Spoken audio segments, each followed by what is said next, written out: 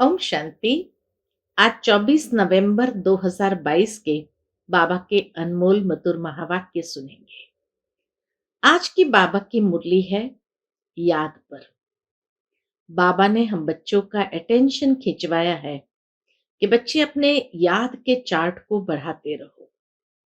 अमृत वेले बाबा की याद में बैठो, लाचारी से नहीं बैठो, बहुत प्रेम से बाप को याद करो।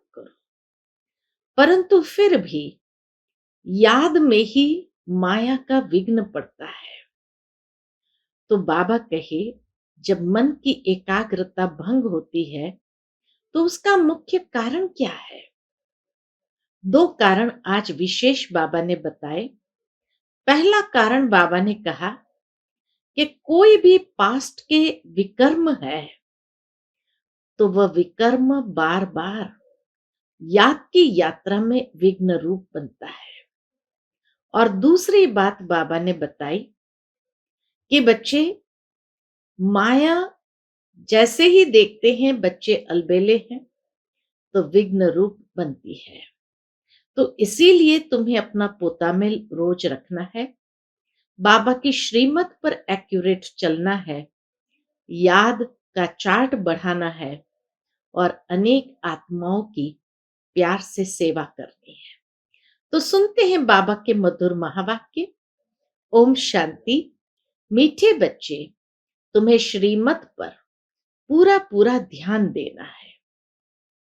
बाप का फरमान है, बच्चे मुझे याद करो और नॉलेज को धारण कर दूसरों की सेवा करो। आज की मुरली से प्रश्न है, बाबा बच्चों की उन्नति के लिए कौन सी राय बहुत अच्छी देते हैं? उत्तर है, मीठे बच्चे, अपना हिसाब किताब मुतामिल रखो, अमृत वेले प्यार से याद करो, लाचारी याद में नहीं बैठो, श्रीमत पर देही अभिमानी बन पूरा पूरा रहम दिल बनो तो बहुत अच्छी उन्नति होती रहेगी। आज की मुरली से दूसरा प्रश्न है, याद में विघ्न रूप कौन बनता है? उत्तर है, पास्ट में जो विकर्म किए हुए हैं वही याद में बैठने समय विघ्न रूप बनते हैं। तुम बच्चे याद में बाप का आवाहन करते हो, माया भुलाने की कोशिश करती है। तुम याद का चार्ट रखो, मेहनत करो तो माला में पिरो जाएंगे। आज की मुरली से पहले गीत बजा है, तू प्यार का सागर है, तेरी एक बूंद के प्यासे हम। ओम शांति। यहां जब बैठते हो तो बाबा की याद में बैठना है। माया बहुतों को याद करने नहीं देती क्योंकि देह अभिमान है। कोई को मित्र संबंधी, कोई को खान पान आदि क्या क्या याद आता रहता है। योग में बैठते समय ही बाबा कहे क्या क्या याद आता रहता है। कोई को मित्र संबंधी, कोई को खान पान आदि याद आता रहता है। यहां जब आकर बैठते हो तो बाप का आवाहन करना चाहिए। जैसे जब लक्ष्मी की पूजा होती है तो लक्ष्मी का आवाहन करते हैं। लक्ष्मी कोई आती नहीं है। यहां भी कहा जाता है, तुम बाप को याद करो अथवा आवाहन करो, बात एक ही है। याद से विकर्म विनाश होंगे। धारणा नहीं हो सकती है क्योंकि विकर्म बहुत है। बाप को भी याद नहीं कर सकते हैं। जितना बाप को याद करेंगे उतना विकर्माजीत निरोगी बनेंगे। है बहुत सहज, परंतु माया अथवा पास्ट के विकर्म सामने आते हैं। पास्ट के विकर्म विघ्न रूप बनते हैं याद में। तो पास्ट के विकर्म सामने आते हैं जो याद में विघ्न डालते हैं। बाप कहते हैं, तुमने ही आधा कल्प अयथार्थ रीति से याद किया, अभी तुम प्रैक्टिकल में आवाहन करते। बाबा कहे, आधा कल्प अयथार्थ रीति से याद किया, अभी तो तुम प्रैक्टिकल में आवाहन करते हो, क्योंकि तुम जानते हो कि बाबा आया हुआ है। परंतु यह याद की आदत पक्की हो जानी चाहिए। मुख्य बात है, याद की आदत पक्की हो जानी चाहिए। तुमको एवर निरोगी बनने के लिए अविनाशी सर्जन दवाई देते हैं कि मुझे याद करो, फिर तुम मेरे से आकर मिलेंगे। मेरे द्वारा मेरे को याद करने से ही तुम मेरा वर्षा पाएंगे। बाप और स्वीट होम को याद करना है। बाबा कहे, मुख्य है बाप और स्वीट होम को याद करना है। जहां जाना है वह बुद्धि में रहता है। तो एक तो बाबा का आवाहन करना है, दूसरा जहां जाना है वह बुद्धि में रहता है। बाप वहां से आकर सच्चा पैगाम देते हैं और कोई भी ईश्वरीय पैगाम नहीं देते। वह तो यहाँ स्टेज पर पार्ट बजाने आते हैं। कोई भी आत्मा परम धाम से आई तो स्टेज पर पार्ट बजाने आते हैं और ईश्वर को भूल जाते हैं। लक्ष्मी नारायण यहाँ आते हैं तो ईश्वर का पता नहीं रहता। उनको भी पैगंबर नहीं कह सकते। यह तो मनुष्य ने नाम लगा दिए हैं। वह आते ही है, इसलिए पार्ट बजाने। वह याद कैसे करेंगे? लक्ष्मी नारायण अपना पार्ट बजाएंगे, वह याद कैसे करेंगे? उनको पार्ट बजाते बजाते पतित बनना ही है। फिर अंत में पतित से पावन बनना है। वह तो बाप ही आकर बनाते हैं। बाप की याद से ही पावन बनना है। बाप कहते, बच्चे, मेरे पास पावन बनाने का एक ही उपाय है। बाबा के पास पावन बनाने का एक ही उपाय है। कौन सा उपाय? देह सहित जो भी देह के संबंध है उनको भूल जाना है। तुम जानते हो, मुझ आत्मा को बाप को याद करने का फरमान मिला हुआ है। उस पर चलने वाले को ही फरमान वरदार कहा जाता है। बाप के फरमान पर चलने वाले को ही फरमान वरदार कहा जाता है। जो कम याद करते हैं वह कम फरमान वरदार पद भी ऊंचा पाते हैं। बाबा का एक फरमान है। कौन सा? याद करो। दूसरा है, नॉलेज को धारण करो। याद नहीं करेंगे तो सजाएं बहुत खानी पड़ेगी। स्वदर्शन चक्र फिराते रहेंगे तो धन बहुत मिलेगा।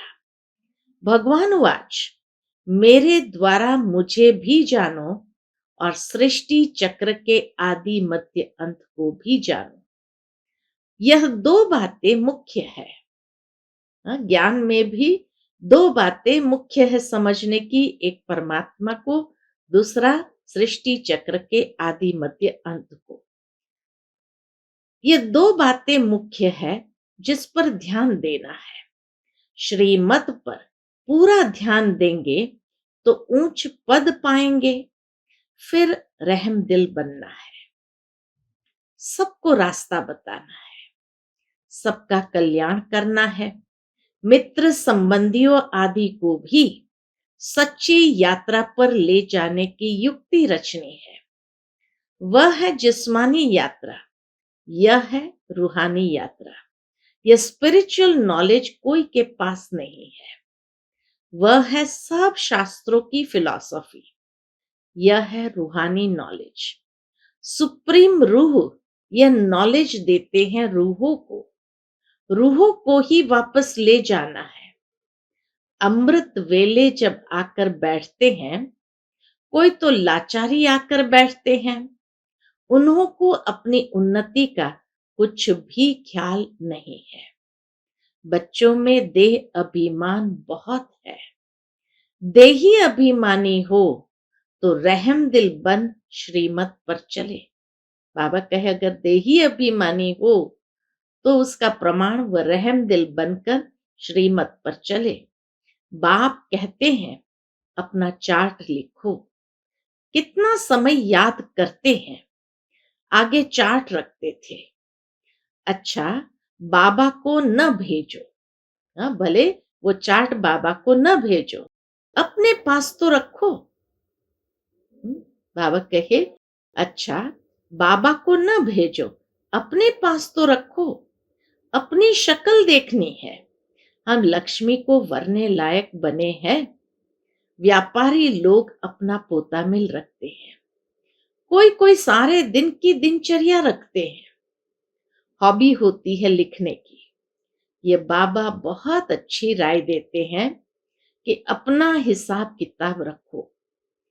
कितना समय याद किया, कितना समय किसको समझाया, ऐसा चार्ट रखे तो बहुत उन्नति हो जाए। बाबा मम्मा को तो नहीं लिखना है। माला के दाने जो बनते हैं उन्हों को पुरुषार्थ बहुत करना है। बाबा ने कहा ब्राह्मणों की माला अभी नहीं बन सकती, अंत में बनेगी। जब रुद्र की माला बनेगी। ब्राह्मणों की माला तो बदलती रहती है। आज 3-4 नंबर में है, कल लास्ट 16,108 में चले जाते हैं। कोई गिरते हैं तो बिल्कुल दुर्गति को पा लेते हैं। माला से तो गए, कोई गिरते हैं तो बिल्कुल दुर्गति को पा लेते हैं। माला से तो गए, प्रजा में भी चांडाल जाकर बनते हैं। अगर अगर माला में पिरोना है तो मेहनत करो। बाबा सबके लिए बहुत अच्छी राय देते हैं। बल गूंगा हो, कोई को भी इशारे से बाबा की याद दिला सकते हैं। अंधे लूले कैसे भी हो, तंदुरुस्त से भी ज्यादा ऊंच पद पा सकते हैं। सेकंड में जीवन मुक्ति गाई हुई है। बाबा का बना और वर्षा मिल गया। उनमें नंबरवार पद है। बच्चा पैदा हुआ, वर्षे के हकदार बन गया। यहां तुम हो मेल्स बच्चे। आत्मा आत्मा भाई भाई, तो बाबा कहे यहां तुम हो मेल्स बच्चे। बाप से वर्षे का हक लेना है। सारा मदार पुरुषार्थ पर है। फिर कहते हैं कल्प पहले भी हार खाई होगी। बॉक्सिंग है ना, पांडवों की थी माया रावण के साथ लड़ाई। कोई तो पुरुषार्थ कर विश्व के मालिक डबल सिरताज बनते हैं। कोई फिर प्रजा में भी नौकर चाकर बनते हैं। सभी यहां पढ़ रहे हैं। बाबा कहे नंबरवार तो होते ही है। कोई फिर प्रजा में भी नौकर चाकर बनते हैं। सभी यहां पढ़ रहे हैं। राजधानी स्थापन हो रही है। अटेंशन आगे वाले दानों तरफ जाएगा।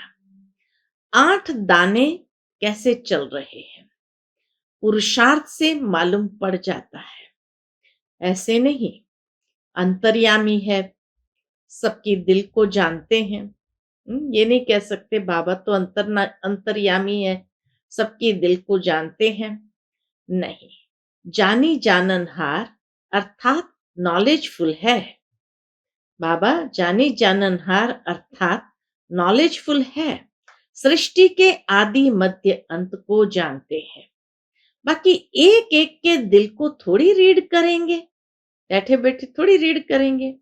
मुझे थॉट रीडर समझा है, पूछते बाबा। मुझे थॉट रीडर समझा है? वास्तव में मैं जानी जाननहार अर्थात नॉलेजफुल हूं। सृष्टि के आदि मध्य अंत की मेरे पास नॉलेज है। ये चक्र फिर से कैसे रिपीट होता है, मैं उस रिपीटेशन के राज को जानता हूं। वह सब राज तुम बच्चों को समझाता हूं। हर एक समझ सकते हैं कि परमात्मा कौन है और कितनी सर्विस करते हैं। बाकी बाबा एक एक के दिल को जानने का धंधा नहीं करता है। वह चैतन्य मनुष्य सृष्टि का बीज नॉलेजफुल है। जानी जाननहार अक्षर बहुत पुराना है। हम तो जो नॉलेज जानता हूं वह तुमको पढ़ाता हूं। बाबा कहते, हम तो जो नॉलेज जानता हूं वह तुमको पढ़ाता हूं। बाकी तुम क्या क्या करते हो वह सारा दिन बैठ देखूंगा क्या। मैं तो सहज राजयोग ज्ञान सिखलाने आता हूं। बाबा कहे, मैं तो सहज राजयोग ज्ञान सिखलाने आता हूं। बाबा कहते हैं, बच्चे तो बहुत है। बच्चे ही पत्र आदि लिखते हैं और मैं भी बच्चों के आगे ही प्रत्यक्ष होता हूं। फिर वह सगा है व लगा है, सो फिर मैं समझ सकता हूं। हर एक की पढ़ाई है, श्रीमत पर सभी को एक्ट में आना है, कल्याणकारी बनना है। तुम जानते हो बृहस्पति को वृक्षपति डे भी कहा जाता है। बृहस्पति को वृक्षपति डे भी कहा जाता है। वृक्षपति सोमनाथ भी ठहरा, शिव भी ठहरा। बच्चों को बहुत करके गुरुवार के दिन स्कूल में बिठाते हैं। गुरु भी करते हैं। तुमको सोमनाथ बाप पढ़ाते हैं। रुद्र भी सोमनाथ को कहते हैं रुद्र ज्ञान यज्ञ रचा। ये एक ही यज्ञ चलता है जिसमें सारी पुरानी दुनिया की सामग्री स्वाहा होनी है। तत्व भी उथल पाथल में आ जाते हैं। सब इसमें स्वाहा हुए हैं। इसी उथल पाथल में तत्वों की बाबा के सब उसमें स्वाहा हुए हैं। सामने महाभारत लड़ाई खड़ी है। ये सब शांति के लिए यज्ञ रचते हैं, परंतु मटेरियल यज्ञ से शांति हो न सके। इस यज्ञ से, इस ज्ञान यज्ञ से विनाश ज्वाला प्रकट होती है।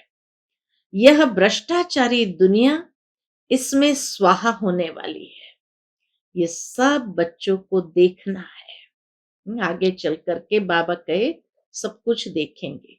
देखने वाले बड़े महावीर चाहिए। मनुष्य तो हाय हाय करेंगे।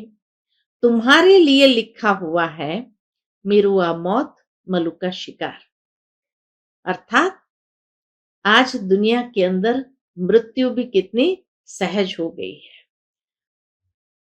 सतयुग में बहुत थोड़े मनुष्य थे, एक धर्म था। अब कलयुग के अंत में देखो कितने मनुष्य हैं, कितने धर्म हैं।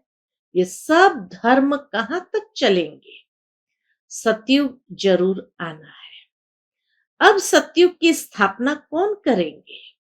रचता बाप ही करेंगे।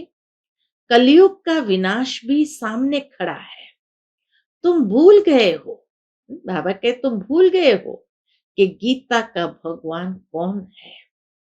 भगवान ने स्वर्ग की स्थापना की। इसमें लड़ाई की कोई बात नहीं। उसने माया पर जीत पहनाई है। बाबा ने ही आकर माया पर जीत पहनाई है। इस राज को न समझ उन्होंने असुर और देवताओं की लड़ाई दिखाई है। वह तो होती नहीं। तुम बच्चों को बाप द्वारा जो पास्ट प्रेजेंट फ्यूचर की नॉलेज मिली है, यह स्वदर्शन चक्र तुमको फिराना है। बाप और रचना को याद करना है। कितनी सहज बात है। फिर आज की मुरली से पहले जो गीत बजा था, तो प्यार का सागर है, तो बाबा फिर से वो स्मृति दिलाते हैं। गीत था तो प्यार का सागर है। आज बाबा ने लिखा है, तुम ओशन ऑफ नॉलेज। ब्रह्मा बाबा ने, साकार बाबा ने लिखा परमात्मा के लिए, तुम ocean of knowledge, ocean of bliss लिखते हो। बाकी ओशन ऑफ लव भी जरूर लिखना है। बाबा समझाते हैं कि जब शिव बाबा का चित्र बनाओ, उसमें ocean of knowledge, ocean of bliss लिखते हो, बाकी ओशन ऑफ लव भी जरूर लिखना है। बाप की महिमा बहुत है, परंतु सर्वव्यापी कहने से बाप की महिमा गुम कर दी है। श्री कृष्ण के लिए भी लिखा है 16,108 रानियां थी। जन्माष्टमी के दिन श्री कृष्ण को झूले में झुलाते हैं, परंतु किसको भी पता नहीं कि श्री कृष्ण ही श्री नारायण बनते हैं। राधे फिर लक्ष्मी बनती है, लक्ष्मी ही फिर जगदम्बा बनती है, लक्ष्मी ही अंत में आकर फिर जगदम्बा बनती है। यह कोई नहीं जानते। अब बाप कहते हैं मेरे को जानने से तुम सब कुछ जान जाएंगे, परंतु जो देही अभिमानी नहीं बनते उनको धारणा भी नहीं होती है। आधा कल्प तो देह अभिमान चला है, सतयुग में भी परमात्मा का ज्ञान नहीं रहता है। यहाँ पाठ बजाने आते हैं और परमात्मा को भूल जाते हैं। यह तो समझते हैं आत्मा एक शरीर छोड़ दूसरा लेती है, परंतु वहां दुख की बात नहीं है। यह परमात्मा की महिमा है। ज्ञान का सागर, प्रेम का सागर एक बूंद है। मन मना भव मध्याजी भव। यह मिलने से हम विषय सागर से क्षीर सागर में चले जाते हैं। स्वर्ग में घी दूध की नदियां बहती है, ये सब महिमा है। बाकी घी दूध की नदी थोड़ी हो सकती है। यह भी तुम जानते हो स्वर्ग किसको कहा जाता है। घी दूध की नदियां कोई रियल में नहीं है, लेकिन वहां का पानी भी इतना पौष्टिक होता है जैसे कि घी दूध पिया हो। बल अजमेर में मॉडल है, परंतु जानते कुछ नहीं। तुम कोई को समझाओ तो झट समझ जाएंगे। बाकी यह रास विलास तो खेल कूद है। जैसे बाबा के पास आदि मध्य अंत का ज्ञान है, तो तुम बच्चों की बुद्धि में फिरना चाहिए। बाप की महिमा एक्यूरेट सुनानी है। उनकी महिमा अपरंपार है। बाबा की महिमा अपरंपार है। उनकी महिमा अपरंपार है। सब एक जैसे नहीं हो सकते। हर एक को अपना अपना पार्ट मिला हुआ है। पोप का भी अगर ड्रामा अनुसार पार्ट होगा तो मिलेगा, अगर दूसरा होगा तो फिर आगे चलकर देखेंगे। जो दिव्य दृष्टि से दिखाया जाता है वह सब इन आंखों से देखेंगे। विष्णु का साक्षात्कार किया है, वहां भी प्रैक्टिकल जाएंगे, फिर साक्षात्कार होना बंद हो जाता है। सतयुग त्रेता में न साक्षात्कार न भक्ति, फिर भक्ति मार्ग से यह सब बातें शुरू होती है। कितनी अच्छी अच्छी बातें बाबा समझाते हैं, जो फिर बच्चों को औरों को समझानी है। बहनों भाइयों, आकर बाप से वर्षा लो। उस ज्ञान से परमात्मा को सर्वव्यापी कह महिमा गुम कर दी है और ग्लानि कर दी है। तुम बच्चे यथार्थ महिमा को जानते हो। अच्छा, मीठे मीठे सिकिलधे बच्चों प्रति माता पिता बाप दादा का याद प्यार और गुड मॉर्निंग। रूहानी बाप की रूहानी बच्चों को नमस्ते। हम सभी रूहानी बच्चों की रूहानी माता पिता बाप दादा को याद प्यार, गुड मॉर्निंग और नमस्ते।